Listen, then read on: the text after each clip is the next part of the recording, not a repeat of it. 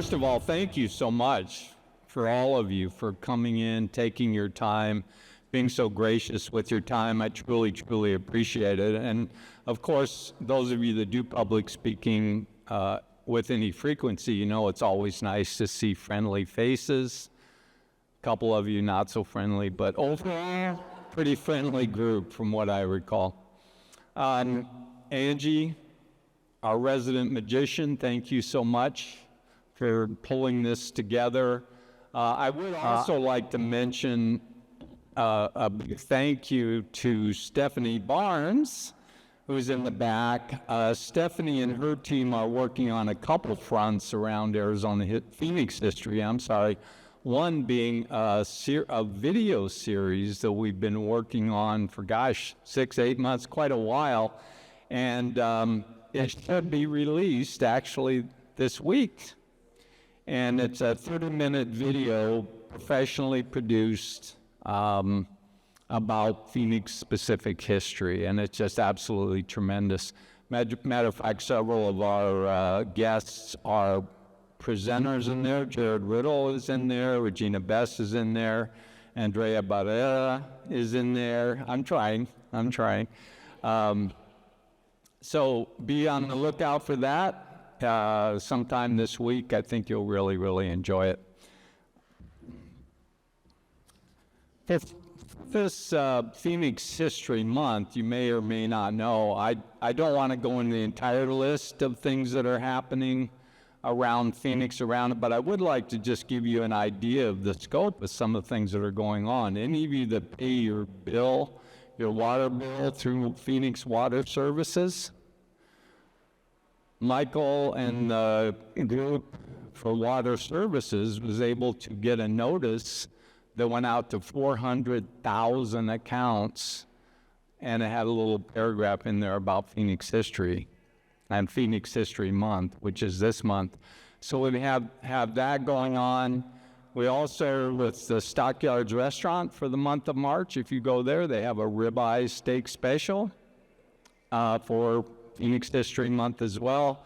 And I'm glad Jeffrey and Gwen showed up so I can point to you guys and say they are actually working on a puppet show for children around Phoenix history. So we have a number of things like that are going on. The majority of them are focused on adults primarily, with the exception of the puppet show. We all know that the future of our communities in total rest on the shoulders of our children, right? And Phoenix civic memory, our history, our heritage is no different.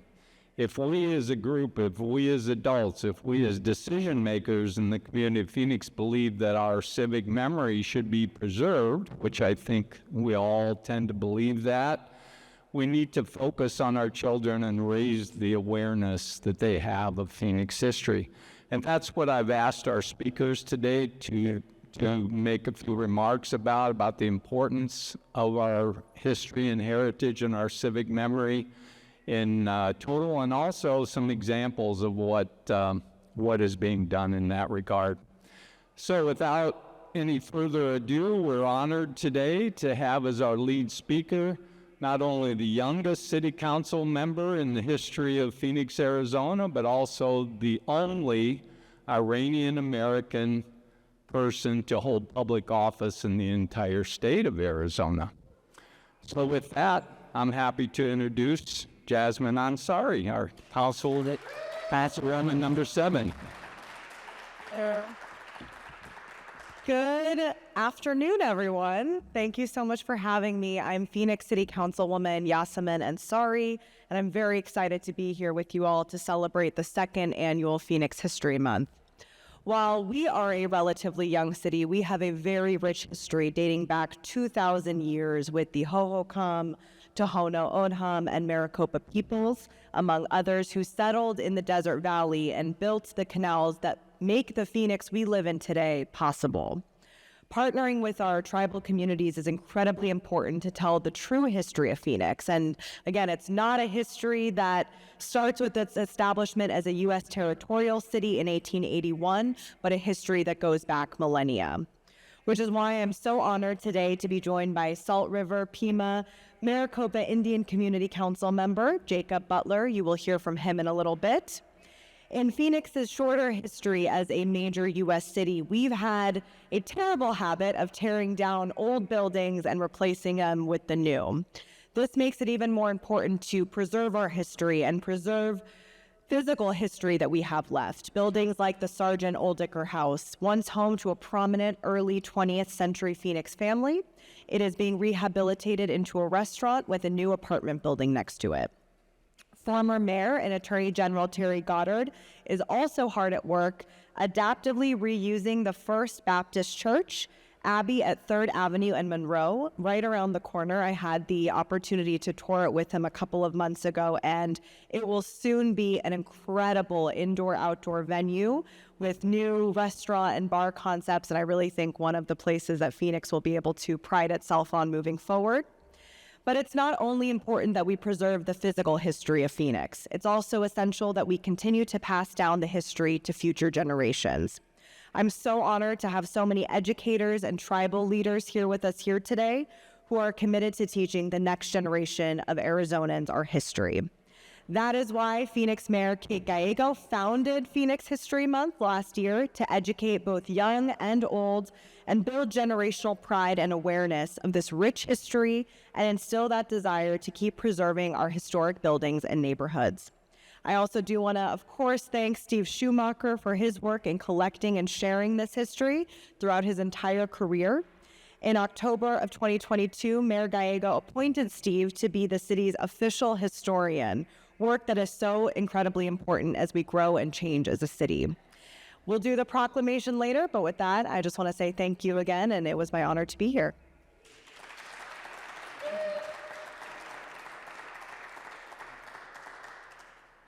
Thank you, Councilwoman. Appreciate your spontaneity in those remarks. Our next speaker is the newly appointed, just recently in the last month, 6 weeks, just newly appointed Superintendent of the Phoenix Elementary School District Number 1. And I know that historians in the group will know, but so for those of you that don't, that is the oldest school district in Phoenix. 152 years it's been in operation, all the way back to 1871. And a personal note about our next speaker is she and one of her executive team members, Sarah, have allowed me to fulfill my historian rabbit hole need all the time by showing me the possibility of some hidden tunnels under Emerson School over on 7th Street. So some of my historian colleagues, I see your eyes light up with that one. So with that, I'd like to introduce Dr. Deborah Gonzalez, the superintendent of the, Phoenix Elementary School District Number 1. Thank you.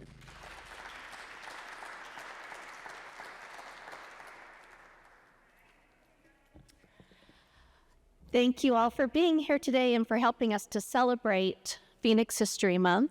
As the first public school district in the state, Phoenix Elementary is an integral part of the growth and the development of our city. Our students became the leaders and the visionaries and the entrepreneurs who helped to create a vibrant downtown area that thrives economically as well as culturally. Many of the buildings in the Phoenix Elementary School District are that physical presence of historic landmarks, and our schools are named after significant individuals. Our governing board room, if you have a chance to visit, and we would love to bring you and tour you through our governing board room, is located in an historic building right downtown on 7th Street, and we do have possible tunnels that lead underneath 7th Avenue or 7th Street. But we have in our governing board room, thanks to the work of Dr. Carol Poor from Fabulous Phoenix, a series of murals that tell the history of our city, from the Hohokam and Tohono O'odham to statehood and territorial cities, from World War II to Mr. Lucky and Legend City, and then, of course, from World War II to present. So with that, it's important for us to know that our students are also, when we teach them history and when we talk about history and our civic mindedness, it's important for them to recognize that they are living a present that will become history in the future. And so helping them, we had our fourth graders come and visit the governing board room, look at all of the different murals and what those stories in the murals represented. And then we had them talk about their lived experiences through the pandemic as a mural artist, Taisha Harrison, actually documented what was happening and what their recollections of that point in time were. And so now we have an artifact that not only represents their lived histories, but it will become something that in the future people will be able to come back to and realize this is what students experienced in that point in time. Our city's history is important because when we think about our history, that's where we find ourselves. That's where we find our stories. That's where we see what's possible. And so we're excited about the opportunities that we have.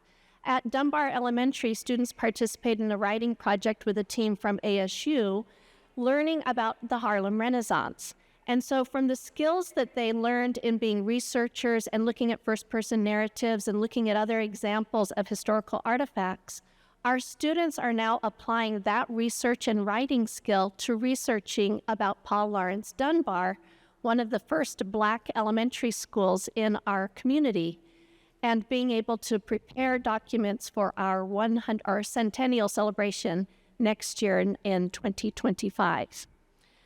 So we know that our students are going through these lessons, becoming the first-person narrators of their own experiences and researchers who are documenting the courage, the work, the habits, and the vision of the people who built our city today. We know that studying history allows us to see who we are and where we came from, but it also provides an opportunity for us to imagine what the future can hold. Thank you very much.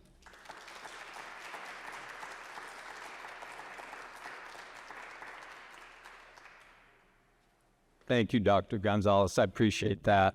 They also, in their governing their room, they also, just like Mayor Gallego has on the outside of her office, a gallery of all the mayors of Phoenix. They have a gallery of all the previous superintendents. And what's really interesting from a historian standpoint is that the first mayor of Phoenix, a guy named John Alsop, is also the first superintendent of the school district. So he's got his picture at the very beginning of both the mayor's gallery as well as the superintendent's gallery. So that's pretty neat.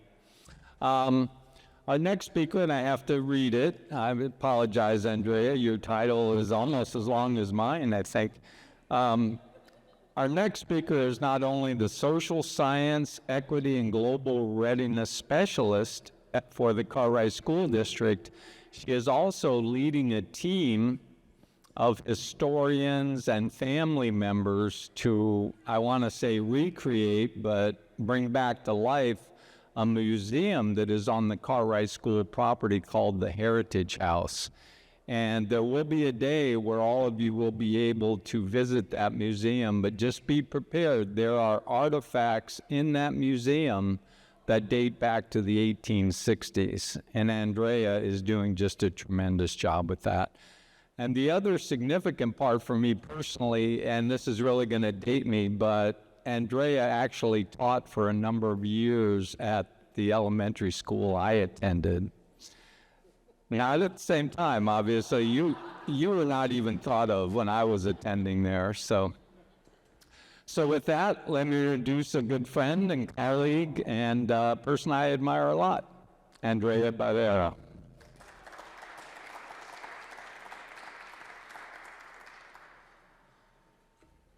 Good afternoon, Stephen. I think this award goes to you for best introduction. So it is so important for us now more than ever to keep the civic memory of Phoenix alive. We know it's important for our scholars to understand the story of Phoenix, the story of communities working together to overcome challenges, the story of a city that, like its namesake, is said to have risen from the ashes of those who have come before us, who've lived on these lands since time immemorial. And I speak of the first people, the Huhugam, who are ancestors of the Akamel Atham and Peeposh communities who still live here. And the story of visionaries like Dwight and May Hurd, who imagined what Phoenix could become and invested their time and energy and creativity in bringing that vision to life.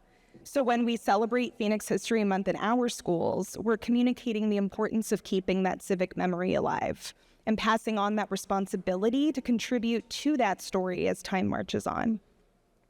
In our study of Phoenix history, we hope to inspire care and concern for our community through its historicization, ignite a passion of history in our learners, and support the development of a thoughtful citizenry who, with an understanding of the past, can more clearly see the present and envision, again, that future of this city.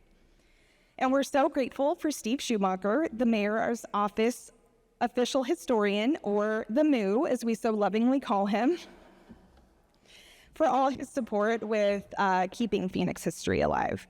So at the Cartwright School District, we're working to do this in several ways, and the first is the one that Steve just mentioned. One of the first projects we embarked on last year is the revitalization of the Cartwright Heritage House, which was built in the 1920s to house our then superintendent and principal of the Cartwright School, Glenn L. Downs, on the lands that were originally settled by the Cartwright family and their 14 children in 1889. So with the support of Phoenix's historic preservation community, including ASU's Public History Department and the Arizona State Historic Preservation Office, we hope to open this historical treasure to the community in the next year or so to showcase our school district's 140-year-old history in West Phoenix. I know, not as old as Phoenix L, but we're definitely trailing right behind you. So in terms of social science instruction, which is what I'm really excited about, we are in alignment with the Arizona State Standards, teaching our third graders at Cartwright the history of Arizona through a unique learning opportunity, which is the Arizona Studies Book Project, in which students will be able to publish a book on the history of Arizona through the lens of Phoenix history, and specifically the history of Maryvale, for, if you're not aware, is named after Mary Long, who was married to John F. Long, who began the development in West Phoenix in the 1950s.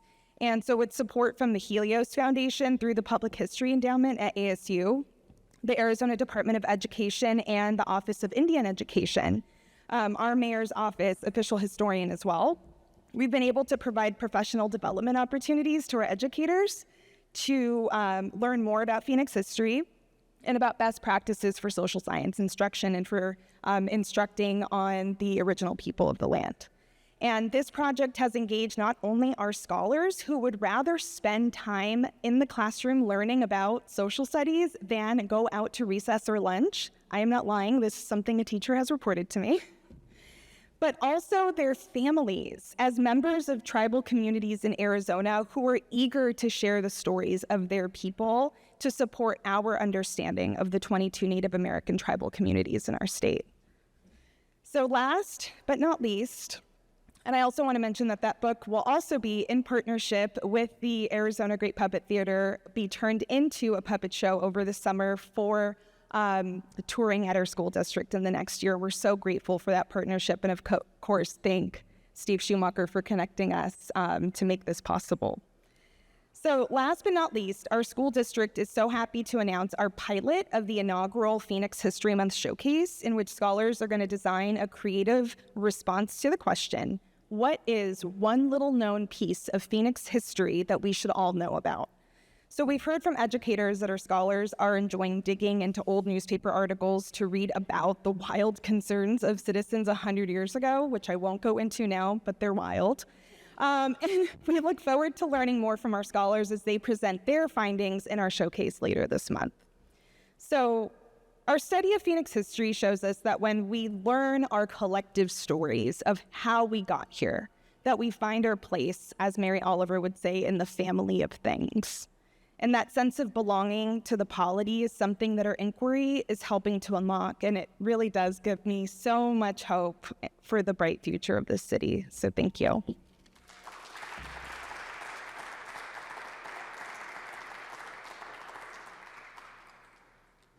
Andrea is also one of our featured presenters in our video series as well, and you can see why just listening to her for 5 minutes, I'm sure. Our final speaker is a person that I've mentioned to a couple people that I was lucky enough to spend maybe a half a day with this gentleman. And in all the research that I've done about our indigenous communities and our ancient communities in the area, I probably learned more from Jacob in half a day than I have in all my research. And he presents it in such a tremendous way. He's been so incredibly gracious with his time, energy, and knowledge. He is an accomplished Otham artist and also a member of the Salt River-Pima Maricopa Indian Community Council.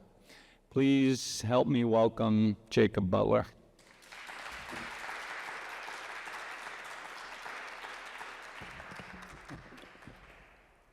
Well, you should fact check some of the things that I shared with you just to make sure that I was telling the truth.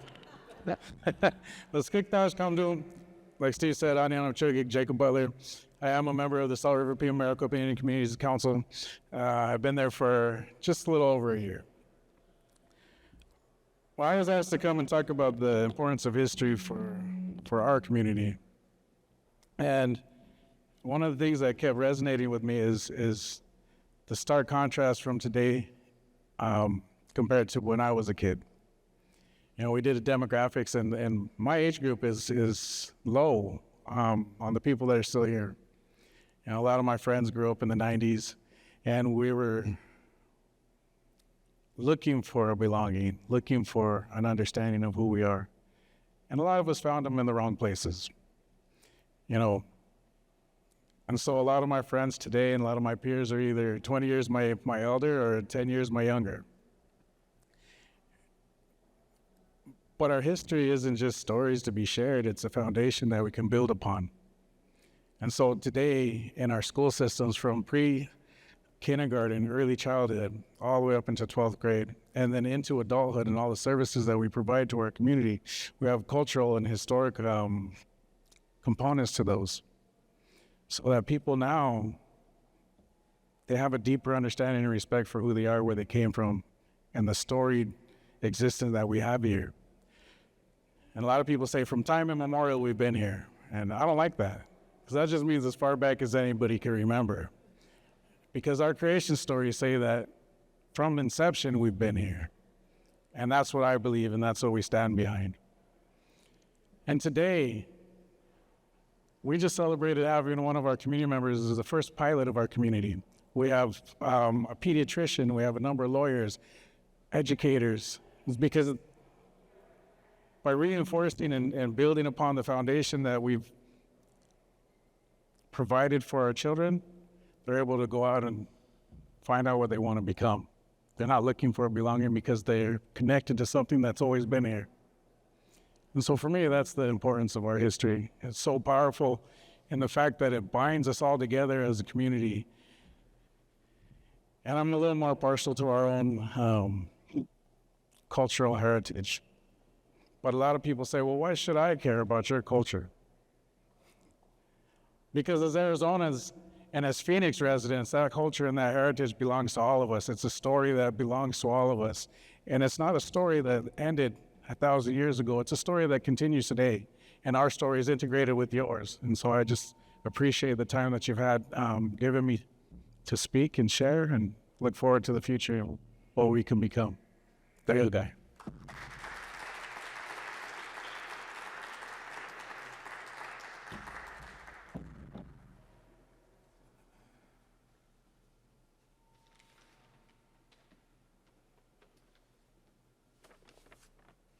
The people in the audience that know me know that I really enjoy researching Phoenix history and trying to close any and all open-ended questions about our past and our history and our heritage. And when I first started delving into this topic, I started looking for what have we done in the past? Do we have a precedent when it comes to teaching our children Phoenix history and raising the awareness of that?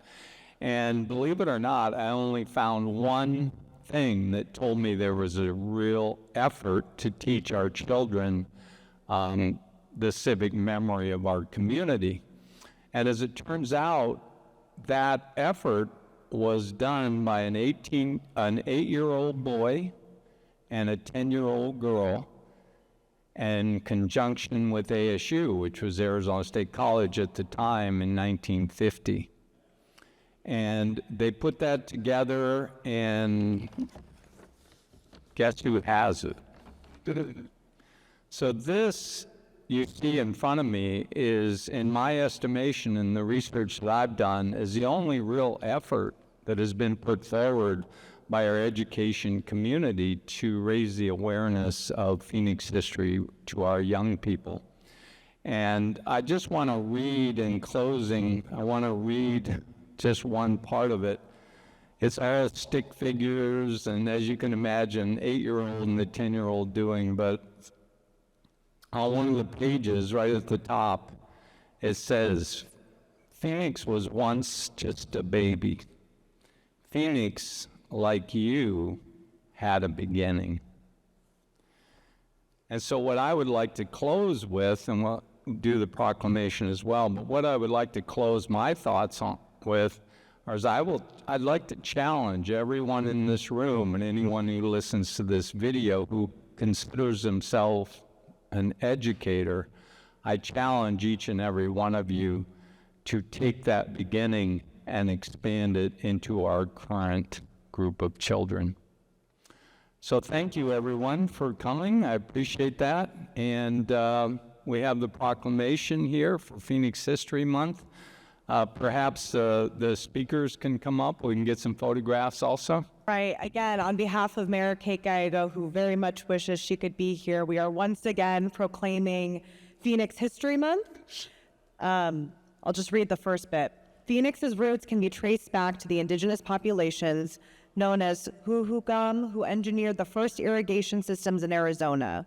Remnant prehistoric canals dating back more than 1,000 years can be seen at Pueblo Grand Museum and Archaeological Park, Phoenix's only national historic landmark and ancestral Odham village. It continues, but I won't read the whole thing. Now, therefore, I, Kate Gallego, Mayor of the City of Phoenix, Arizona, in accordance with the law, do hereby proclaim March 2024 as Phoenix History Month.